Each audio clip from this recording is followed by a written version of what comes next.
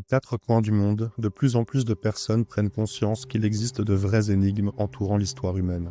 Certaines anciennes constructions ne s'expliquent toujours pas, même avec notre regard moderne. Regardez par exemple les murs mégalithiques de Sacsayhuaman au Pérou, des blocs polygonaux de plus de 100 tonnes qui s'emboîtent comme si elles avaient été découpées au laser. Il ne s'agit pas d'un petit mystère. Personne n'a encore montré de manière convaincante comment les outils supposés des Incas auraient permis de tailler, déplacer, hisser au sommet d'une colline et assembler au millimètre de telles masses.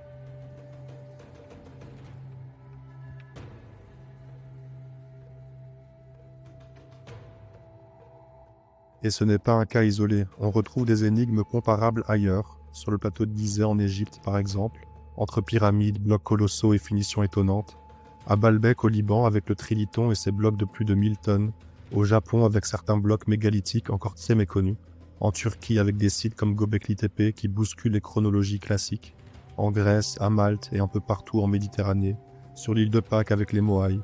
Partout, les blocs de pierre révèlent un savoir-faire d'une technicité inédite qui défie encore nos certitudes. Mais lorsque l'on parle de véritables mystères, il ne faut pas seulement regarder les sites les plus connus. Certains lieux dont on parle rarement soulèvent des questions tout aussi fascinantes. Dans cette vidéo, nous allons nous concentrer sur le site d'Ollantaytambo, au cœur des Andes péruviennes, avec ses terrasses spectaculaires littéralement sculptées dans le flanc d'une montagne. Mais ce qui intrigue le plus, c'est ce que l'on découvre en haut de la colline. On y trouve 6 blocs de granit d'environ 50 tonnes chacun, dressés dans ce que l'on appelle le Temple du Soleil. Ces monolithes font plus de 3 mètres de haut et s'ajustent entre eux avec une précision insolente. Tout autour, on voit d'autres énormes blocs, 30, 40 tonnes, parfois plus, qui sont éparpillés comme les restes d'un ensemble autrefois plus vaste et plus complexe, qui aurait été détruit, puis réutilisé au fil du temps par d'autres civilisations.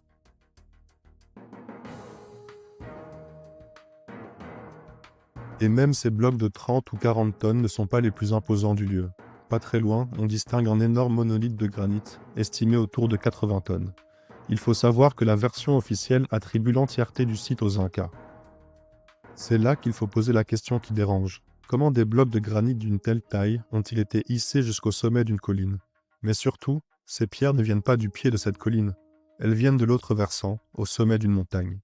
La carrière se trouve sur un sommet rocheux situé en face, à une altitude bien plus élevée. Le dénivelé est de l'ordre du kilomètre et la distance au sol fait environ 3 à 4 kilomètres. Autrement dit, ces blocs de 30, 40, 50 et même 80 tonnes ont été descendus sur un terrain extrêmement pentu. Ensuite, il a fallu franchir une rivière qui coule au pied de la montagne avant de transporter ces masses énormes à travers la vallée et, enfin, de les hisser sur plusieurs dizaines de mètres sur une pente raide pour atteindre le plateau au sommet de la colline. Pour bien mesurer ce dont on parle, 80 tonnes, c'est environ 2 fois le poids à vide d'un avion de ligne comme un Boeing 737. Si on préfère les voitures, une Nissan Qashqai pèse environ 1500 kg. Un bloc de 80 tonnes équivaut donc à plus de 55 Qashqai, pour un volume qui n'est que quelques fois plus grand qu'une voiture. Cela donne une idée de la densité du granit. Notre cerveau peut avoir du mal à vraiment se rendre compte ce que représentent de telles masses. Ça reste abstrait, jusqu'à ce qu'on compare avec des choses de notre quotidien. Une autre question qu'on peut poser, c'est pourquoi avoir choisi ce granit bien particulier? Pourquoi aller chercher dans une carrière si éloignée quand on a sous les pieds des roches volcaniques locales déjà utilisées ailleurs sur le site? Pourquoi aller si loin? Pour une simple question d'esthétique, une nuance de couleur? Ce serait vraiment étonnant vu les moyens à mobiliser. On a plutôt l'impression d'un choix fonctionnel. Une pierre plus dure, plus stable, moins sujette à l'usure, destinée à une structure bien particulière. Revenons à la question centrale. Comment ces blocs ont-ils été transportés? On peut lire un peu partout, dans les musées ou livres d'histoire, que les Incas auraient utilisé des cordes, des poulies, et les auraient fait rouler sur des troncs d'arbres. On cite souvent l'eucalyptus, réputé long et droit. Mais il y a un problème. L'eucalyptus n'est pas un arbre natif des Andes péruviennes. Il a été importé depuis l'Australie au XIXe siècle et massivement diffusé au XXe siècle pour le bois à chauffer et les infrastructures. Le plus grand arbre local de haute altitude dans ces Andes est le Queñua. Il dépasse rarement 4 mètres, il est tordu, avec des troncs courts et beaucoup de nœuds. Rien à voir avec les longs troncs rectilignes adaptés au roulage de blocs de pierre. Ce n'est qu'en examinant de près les détails les plus subtils qu'on mesure vraiment l'ampleur du mystère. Un autre point frappant mérite d'être souligné. On distingue clairement plusieurs types de constructions sur ce site, au moins 3 différents. Pourtant, le discours académique officiel affirme que tout aurait été construit par les Incas et au même moment. Certains spécialistes suggèrent même qu'ils auraient simplement changé de méthode de construction en cours de route, fatigués de manier les blocs gigantesques et qu'ils seraient passés à des pierres plus petites. Honnêtement, ça ne colle pas. On dirait plutôt des couches de civilisation successives.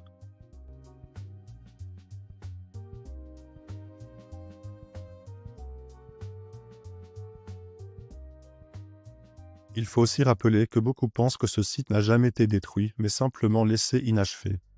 Honnêtement, ce n'est pas ce que j'ai vu lorsque j'y suis allé en 2023. Quand on observe l'ensemble du site, on trouve de nombreux blocs massifs éparpillés en contrebas, clairement tombés de la colline, probablement à cause d'un puissant séisme, chose fréquente dans les Andes péruviennes. On voit bien qu'un événement dévastateur s'est produit ici. Même certaines des pierres les plus impressionnantes sont brisées net, et leur disposition semble complètement aléatoire. Il faut aussi imaginer ces énormes blocs sans les petits remplissages un peu grossiers ajoutés plus tard, selon moi, par les Incas. Certains des blocs sont taillés de manière très particulière, avec des encoches et des coupes qui ne sont pas décoratives, mais visiblement fonctionnelles. Elles devaient servir à soutenir d'autres éléments aujourd'hui disparus, ou à des assemblages plus complexes. Certains suggèrent que ces formes servaient au transport, mais alors, pourquoi tant d'autres blocs n'ont-ils pas ces marques ?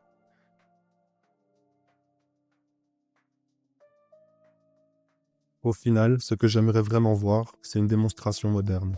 Qu'on essaye de déplacer un bloc de cette taille sur une pente raide avec les méthodes dites primitives qu'on attribue aux anciens.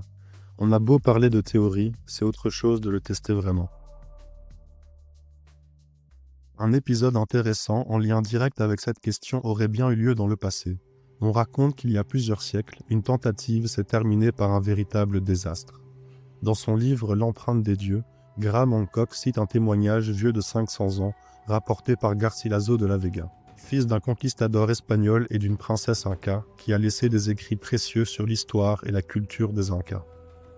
Il explique comment, autrefois, les Incas avaient essayé de hisser un énorme bloc de pierre pour restaurer les murailles monumentales de Sacsayhuaman.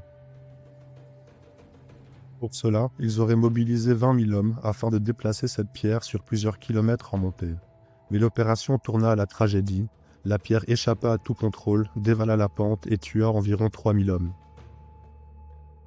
C'est pour cela que la preuve par l'action reste la plus convaincante. Et si l'on regarde d'autres endroits mystérieux autour du monde, les mêmes énigmes se dressent. À Baalbek, 3 blocs proches de 1000 tonnes forment un soubassement d'une précision étonnante. Dans la carrière toute proche, on a identifié des mégalithes dépassant 1200 et même 1600 tonnes. Rappelons qu'un bloc de 1000 tonnes équivaut au poids cumulé de 25 Boeing 737. C'est vertigineux. En Égypte, certaines pierres, statues ou sarcophages atteignent aussi des masses considérables. À Malte, avec les temples mégalithiques de l'île de Gozo, ou encore l'île de Pâques où la logistique pour construire et déplacer ces moailles reste une prouesse. On pourrait rétorquer que des cordes, des traîneaux, du bois, beaucoup d'hommes, beaucoup de temps pourraient faire l'affaire. D'accord. Mais alors testons ces méthodes sur un terrain comparable, avec des blocs de masse comparables, et pas une maquette ou un dessin comme on retrouve souvent dans les musées. Si c'est faisable, montrons-le. Sinon, reconnaissons les zones d'ombre et continuons de creuser le mystère. Revenons une seconde à la pierre. Il faut savoir qu'on ne date pas une pierre en elle-même. Le carbone 14 s'applique aux matières organiques, pas à un granit poli. On peut dater un mortier, un niveau de sol, une couche d'occupation, du charbon piégé dans un joint, mais pas l'instant précis où un bloc a été taillé ou posé. Résultat, on attribue souvent un site archéologique au dernier bâtisseur ou occupant, ce dont on a des traces écrites, alors qu'une partie du site peut être antérieure, réemployée, retaillée ou intégrée. Et c'est probablement le cas à plusieurs endroits dans le monde. Alors, que faire de tout cela? D'abord, éviter les faux dilemmes. Dire « nous ne savons pas comment ils ont fait » ne signifie pas que c'est impossible. Dire « les outils dont ils disposaient ne suffisent pas » ne signifie pas qu'il faut invoquer la magie. Cela veut simplement dire qu'il faut le démontrer, l'expérimenter et mieux documenter la logistique réelle nécessaire pour déplacer des blocs de 50 à 80 tonnes sur une pente, en franchissant en plus un cours d'eau. Cela veut dire aussi regardons les sites archéologiques comme des strates, pas comme des instantanés. Ce que nous voyons maintenant peut être la superposition d'œuvres de plusieurs époques, avec des choix de pierres différents, des techniques différentes et des objectifs différents. C'est tout pour moi, j'espère que cette vidéo vous a plu et si c'est le cas, n'oubliez pas de vous abonner.